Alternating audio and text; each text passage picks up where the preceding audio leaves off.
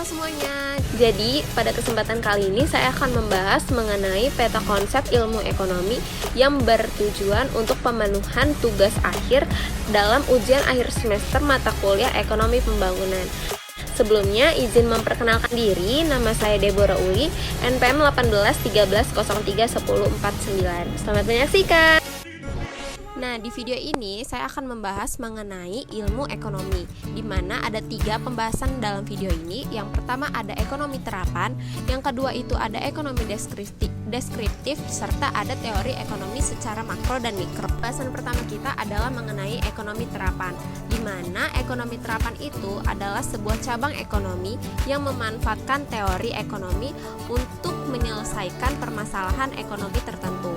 Nah, ada 3 permasalahannya, yaitu yang pertama ada mengenai ekonomi pembangunan, di mana ekonomi pembangunan ini adalah cabang ekonomi yang mempelajari mengenai aspek-aspek ekonomi dalam proses pembangunan di sebuah negara berkembang.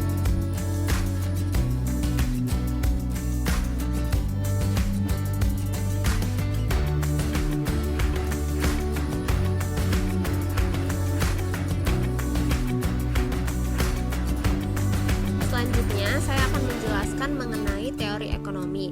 Nah, di mana teori ekonomi ini merupakan sebuah analisis yang berusaha untuk menjelaskan ataupun mencari sebuah pengertian serta hubungan sebab akibat dan cara kerja dari sebuah sistem ekonomi. Nah, di mana ilmu ekonomi ini teorinya dibagi menjadi 2 lagi, yaitu ada ilmu ekonomi mikro dan ilmu ekonomi makro. Nah, yang pertama saya akan menjelaskan mengenai ekonomi mikro, di mana ekonomi mikro ini yang pertama itu selalu menganalisis mengenai harga dari suatu barang ataupun jasa tertentu. Nah, yang kedua, ilmu ekonomi mikro juga menganalisis tentang perilaku ekonomi baik produsen ataupun konsumennya. Nah, yang ketiga itu ilmu ekonomi mikro itu memahami bagaimana mengalokasikan faktor produksi agar dicapai kombinasi yang tepat. Sedangkan untuk ekonomi makro sendiri itu menganalisis mengenai harga barang atau jasa secara keseluruhannya. Nah, yang kedua itu ilmu ekonomi makro juga menganalisis mengenai permasalahan ekonomi secara keseluruhan, seperti produksi nasional ataupun pertumbuhan dari ekonomi tersebut. Nah, yang ketiga, ilmu ekonomi makro itu juga menganalisis mengenai pengaruh dari sebuah kegiatan ekonomi tertentu keseluruhan, seperti produksi nasional ataupun pertumbuhan dari ekonomi tersebut. Nah, yang ketiga, ilmu ekonomi makro itu juga menganalisis mengenai pengaruh dari sebuah kegiatan ekonomi tertentu terhadap kinerja perekonomian secara nasional.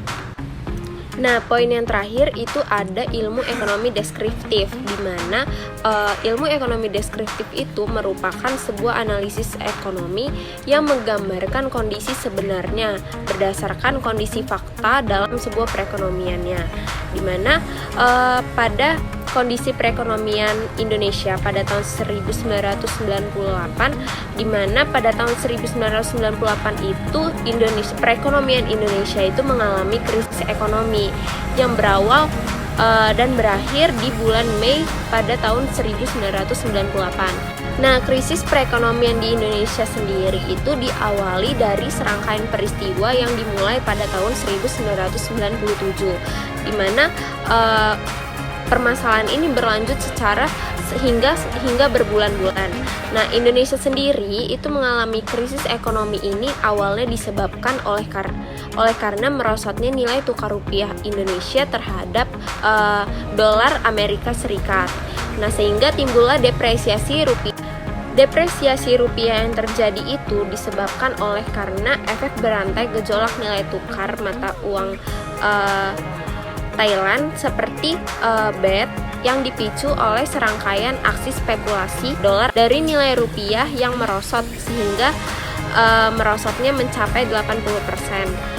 Hal tersebut itu mengguncang korporasi yang memiliki pinjaman dalam mata uang dolar Amerika Serikat sendiri. Nah, itu dia penjelasan saya mengenai peta konsep ilmu ekonomi di Indonesia. Semoga teman-teman semua yang menyaksikan dapat mengerti dan memahaminya. Saya ucapkan terima kasih. Selamat siang.